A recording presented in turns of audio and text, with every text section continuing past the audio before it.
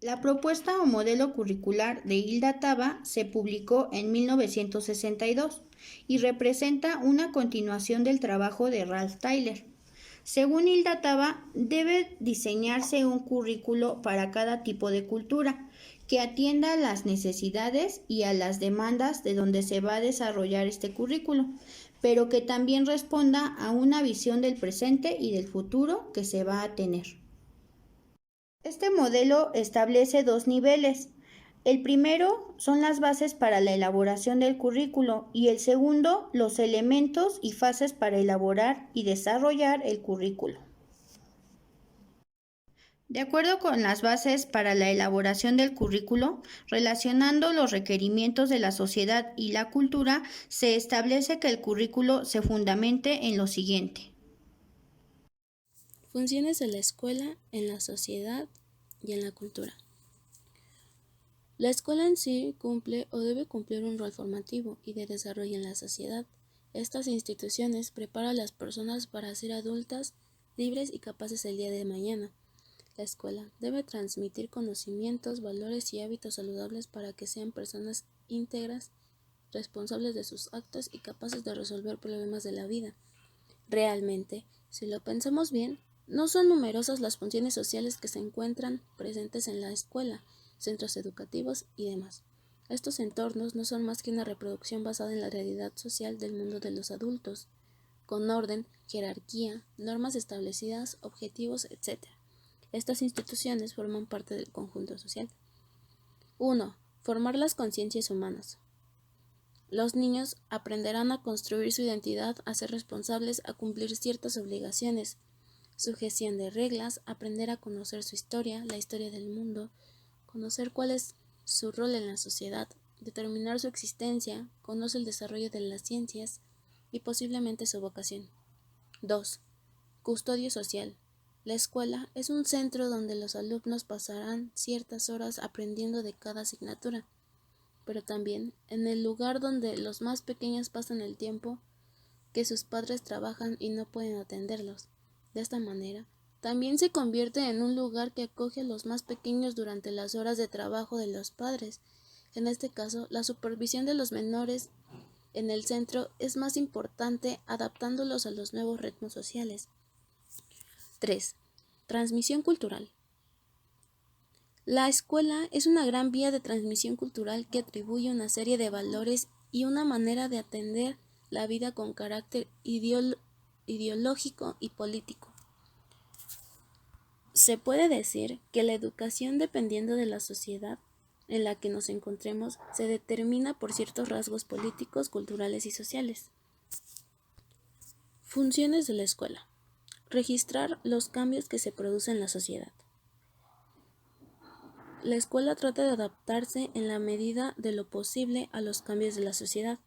Evidentemente, para adaptarse necesita hacer una serie de juicios de valores y pensar si son positivos o negativos.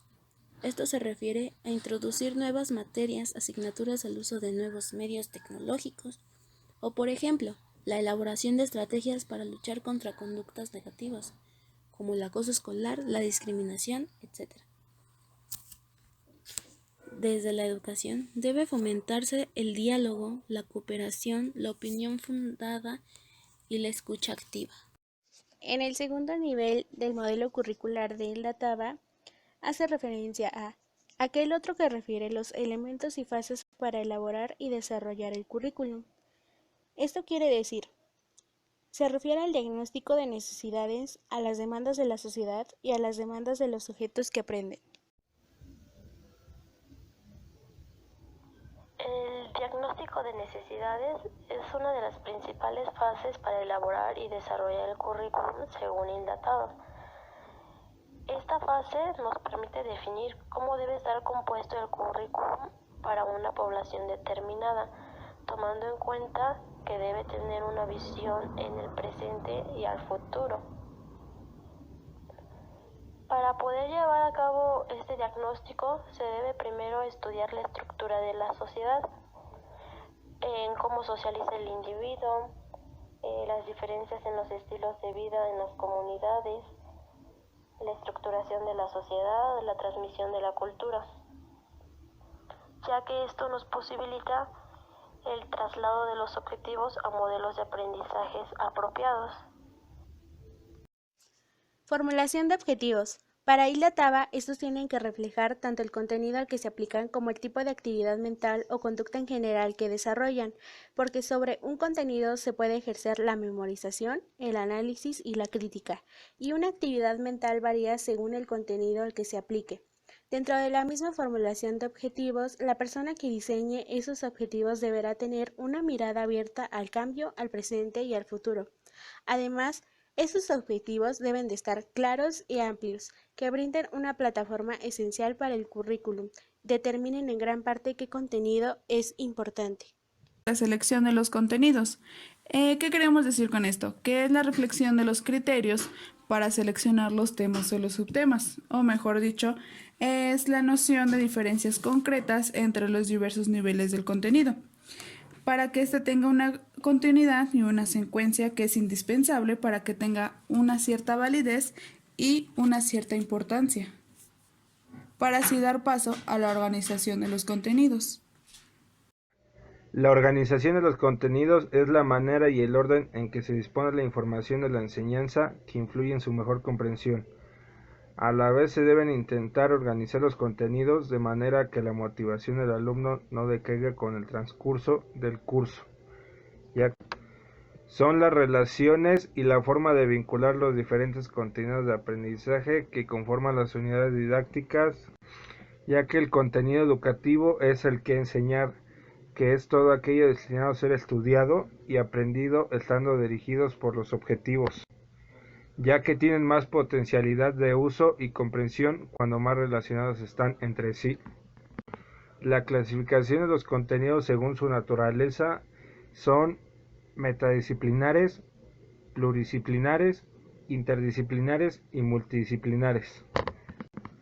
La organización de los contenidos en la escuela ha dado lugar a diversas formas de relación y colaboración entre las diferentes disciplinas que han considerado materiales de estudio o materias.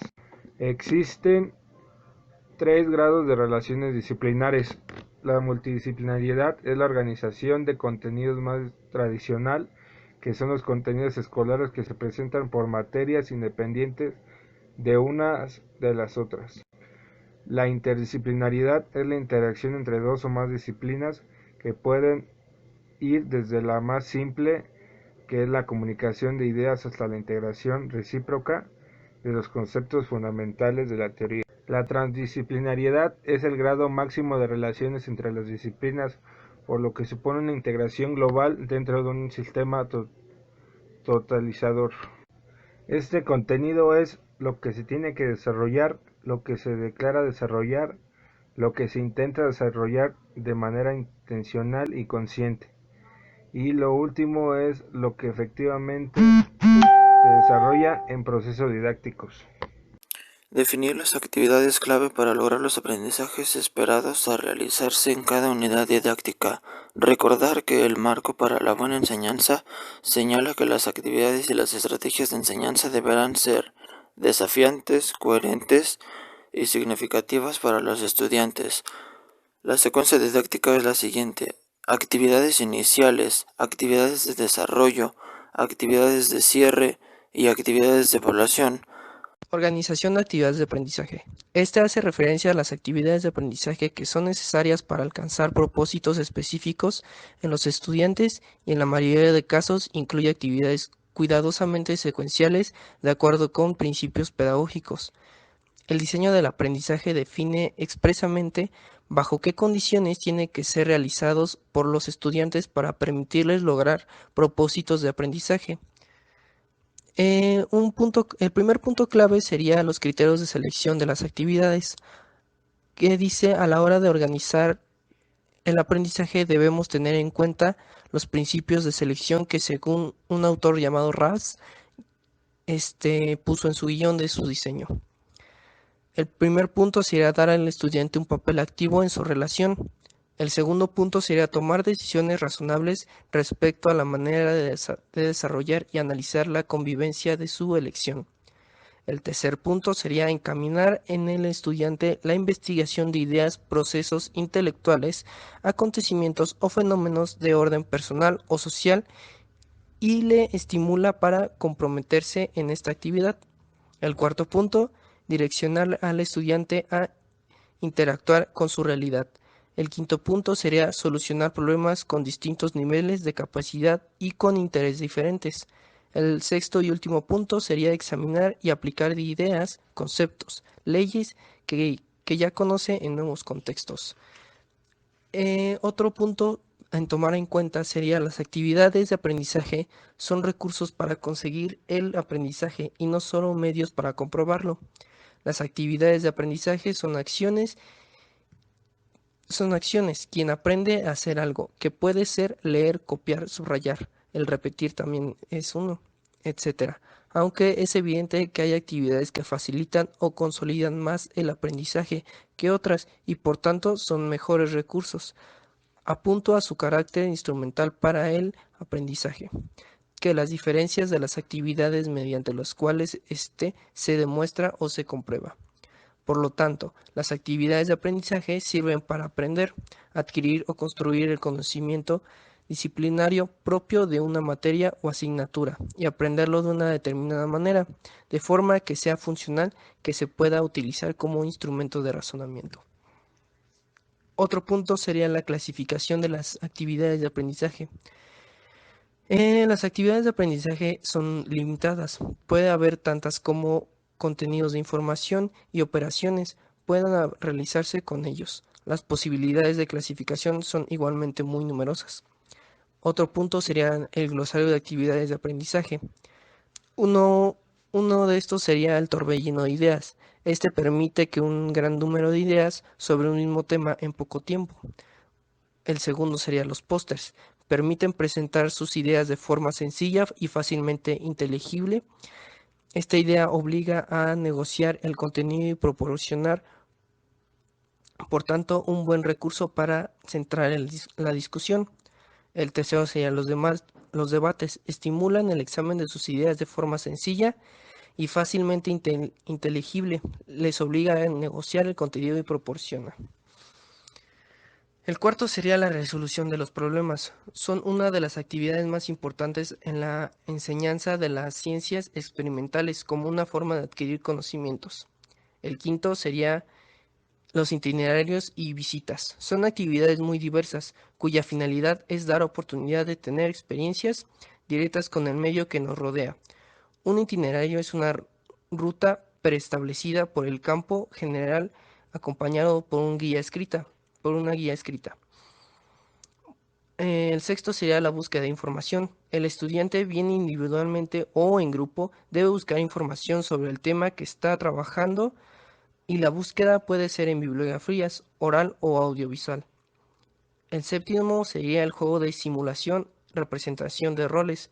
Son reproducciones simplificadas de acontecimientos de la vida real en las que los estudiantes pasan a ser actores de la situación. El octavo sería el trabajo escrito. Ayudar a identificar y organizar sus propias ideas. El docente debe ayudar a los estudiantes a utilizar los términos científicos correctamente y de dominio total de su significado. El noveno serían los trabajos prácticos. Los diferentes tipos de trabajos se pueden caracterizar. Son trabajos de experiencia, de experimentos, ilustrativos, experimentos, hipótesis, ejercicios prácticos y investigaciones. El décimo y el último sería los organizadores del conocimiento, utilización de mapas conceptuales, cuadros y resúmenes de mapas mentales. Determinación de lo que se va a evaluar. En este paso se impone hacer planes para la evaluación. ¿Cómo se evaluará la calidad del aprendizaje para tener la seguridad de que los fines de la educación están siendo alcanzados? ¿Cómo se obtiene la certeza de que hay compatibilidad entre las metas y los objetivos y lo que los estudiantes han realmente asimilado? Proporciona la organización del currículum experiencias que ofrezcan oportunidades óptimas para que todo tipo de estudiante alcance objetivos independientes. Los problemas enunciados se analizan en esta parte, que incluye capítulos sobre diagnóstico, objetivos, criterios para seleccionar y organizar el contenido, selección y organización de las actividades del aprendizaje y la evaluación, puesto que se considera que el desenvolvimiento de las unidades de estudio es una tarea importante que merece tanta atención y dedicación como cualquier otro aspecto de la elaboración del currículum. Un capítulo se ocupa de metodología para la organización de una unidad, con el objeto de demostrar cómo estas decisiones múltiples se relacionan e influyen entre sí y que todas las resoluciones fundamentales, excepto las del planteamiento total, se hayan comprendido en este nivel de la confección del currículum. Esto quiere decir que en este paso se deben hacer planes que contesten preguntas sobre la calidad del aprendizaje, la consecución de los fines de la educación y la certeza que comprende evaluar el sistema de evaluación, las cartas descriptivas, el plan de estudio y los objetivos particulares.